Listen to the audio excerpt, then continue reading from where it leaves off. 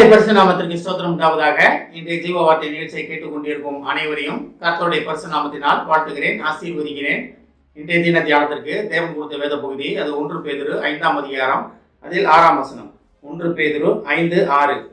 ஆகையால் ஏற்ற காலத்திலே தேவன் உங்களை உயர்த்தும்படிக்கு அவருடைய பலத்த கரத்திற்குள் அடங்கி இருங்கள். தேவன் உங்களை ஏற்ற காலத்தில் உயர்த்தப் போகிறார். இதை கேட்டுக்கொண்டிருக்கும் அனைவரையும் தேவன் உயர்த்தும் நேரம் நெருங்கிவிட்டது. தேவன் உங்களை உயர்த்தும் காலம் வந்துவிட்டது.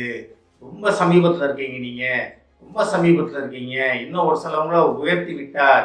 இதை கேட்டுக்கொண்டிருக்கும் உங்களை அநேகரை உயர்த்தி இருக்கிறார். ஆனால் அதை நம்ம புரிந்து கொள்ள முடியல. புரிந்து கொள்ள முடியாதனால தான் இவ்வளோ போராட்டங்கள் பிரச்சனைகளில் ஓடிக்கொண்டு இருக்கிறோம்.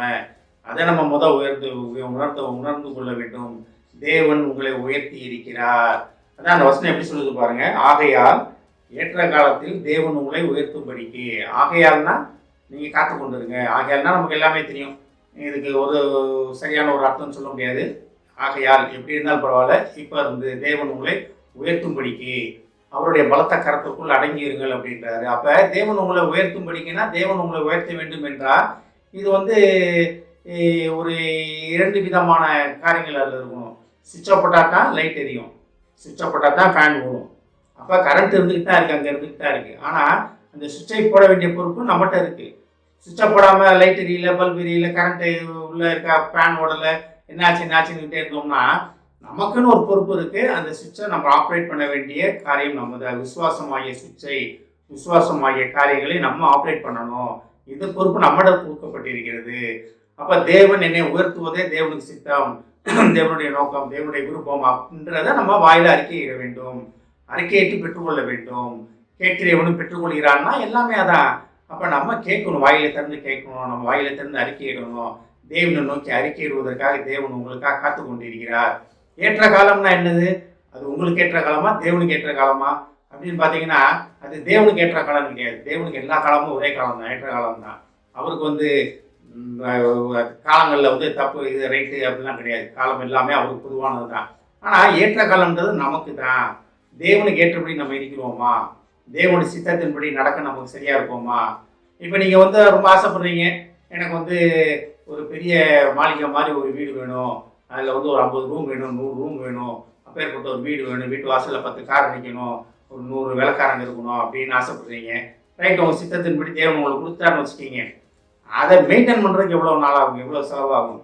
அந்த பொறுப்பு, அந்த இது நம்மகிட்ட இருக்கா? இதெல்லாம் பார்த்து தான் தேவன் தருவார் நமக்கு. அப்போ தேவன் தரதுக்கு வல்லவர். நீங்கள் 100 பெட்ரூமில் 1000 பெட்ரூம் இருக்க வீடு கேட்டாலும் கொடுப்பார். அதை மெயின்டைன் பண்ணுவதற்கு உங்களையும் தேவன் உயர்த்துவார். அப்போ 2 பக்கமும் சரியாக இருக்கும். அப்போ தான் நீங்கள் அந்த தேவன் உங்களை உயர்த்துகிற நேரத்தில் அதை நீங்கள் அனுபவிக்க முடியும், அதை நீங்கள் பெற்றுக்கொள்ள முடியும் முழுமையாக. நீங்கள் எதுவுமே செய்ய மாட்டேன், ஆனால் தேவன் என்னை உயர்த்தணும், தேவன் எனக்கு என்னென்ன செய்யணும் அப்படின்னீங்கன்னா அது நடக்கவே நடக்காது. நீங்கள் தேவன் ஏற்ற காலத்தில் தேவன் உங்களை உயர்த்தும்படிக்கு ஒரு பலத்த கரத்திற்குள் அடங்கியிருக்கணும்னா நீங்கள் தேவனுக்குள்ள அடங்கி இருக்க வேண்டும்.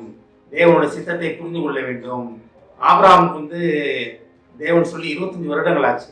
ஆபிரகாம் 25 வருடம் காத்திருந்தாரா? தேவன் காத்திருந்தார். ஏன் 25 வருஷம் ஆச்சுன்னா தேவனோட முழு சித்தத்துக்குள்ள ஆபிரகாம் அமர்வதற்கு 25 வருடங்கள் ஆனது. அதான் ஏற்ற காலம். அப்போ தேவன் உங்களுக்கு கொடுப்பதற்கு ரெடியாக இருக்காரு. இந்த செகண்டே கொடுத்துருவார். ஆனால் அதை பெற்றுக்கொண்டு நம்ம எப்படி நடப்போம்? நம்மளுக்கு என்ன ஆகும்? நமக்கு பெருமை நாவி வந்துருமா? எல்லாத்தையும் உதாசீனப்படுத்துறது, எல்லாம் இருப்போம்டா நான் யார் தெரியுமா அப்படின்றது வந்துருமா? இதெல்லாம் இருக்கக்கூடாது. நமக்கு பொறுமை, நீடிய சாந்தம் எல்லாமே வேண்டும். அப்போ நம்மளும் நம்மளை தயார்படுத்தணும், தேவன் நம்மளை தயார்படுத்துவார். அப்போ இது 2 விதமான காரியங்கள் உண்டு. ஏற்ற காலம்ன்றது தேவனை செய்யல அன்றைய நேரம் நம்மளோட ஜெபம் அப்படிதான் இருக்கு. இத்தனை வருஷமா கேட்டுக்கிட்டு இருக்கேன் ஆண்டவர், இத்தனை வருஷமா கேட்டுக்கிட்டு இருக்கேன், போராடிக்கிட்டு இருக்கேன், எனக்கு ஏன் கிடைக்கல அப்படின்னு. ஆனால் அதுக்கு தடையாக இருப்பது யாரு? நம்ம தான். அப்போ ஏற்ற காலத்தில் தேவன் உங்களை உயர்த்தும்படிக்கு அவருடைய பலத்த கரத்திற்குள் அடங்கியிருங்கன்னா நம்ம தேவனுடைய பலத்த கரத்திற்குள் அடங்கி இருப்பதற்காக நம்ம அழைக்கப்படுகிறோம். அடங்கி இருந்தோம்னு வச்சுக்கிங்களேன், எந்த காலமும் ஏற்ற காலம் தான். நீங்கள் தேவனுக்காக உண்மையிலே நீங்கள் தேவனுக்காக ஓடுவீங்க அப்படின்னு தேவன் அதை உணர்ந்துட்டாருன்னு வச்சுக்கிங்களேன், உங்களை உயர்த்துவதற்கு தேவனுக்கு எந்த ஒரு தடையும் கிடையாது. அதாவது நம்ம ஒரு வேலை நாளைக்கு நாளானைக்கு அடுத்த வருஷம் ஒரு 5 வருஷம் கழிச்சு இவ்வளோதான் நம்மளோட பிளான் இருக்கும். ஆனால் தேவன் நம்மளை நம்ம காலங்கள் முடிந்ததுக்கு அப்புறமும் பரலோகத்தில் அவரை தரிசிப்பது வரைக்கும் ஆனால் காலம் தேவனுக்கு தெரியும். நம்ம நாளைக்கு என்ன செய்ய போகிறோம், நாளானைக்கு என்ன செய்ய போகிறோம், சகலத்தையும் ஆராய்ந்து அறிந்தவர்.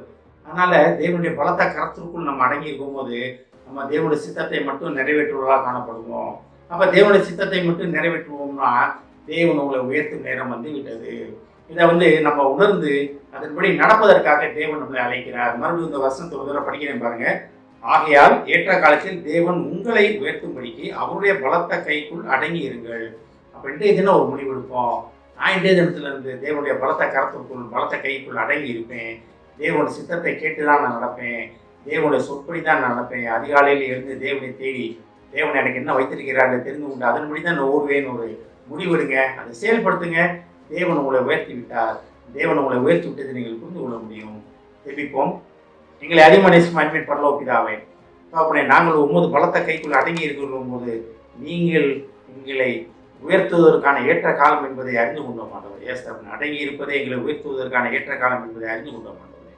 நாங்கள் அடங்கி இருந்து நீர் எங்களை உயர்த்தினதை உயர்த்துவதை நாங்கள் புரிந்து கொள்ள அறிந்து கொள்ள எங்களுக்கு உதவி செய்ய மாட்டோம். கண்களை திறந்து மாட்டவரே. தகப்பனே, இதை கேட்டுக்கொண்டிருக்கும் ஒவ்வொரு குடும்பத்தையும் ஆசீர்வதிக்கிறோம் அப்பா. தகப்பனே, குடும்பத்தில் உள்ள ஒவ்வொருவரும் ஒரு பலத்த கரத்திற்குள் அடங்கி இருக்க உதவி செய்ய மாட்டவரே.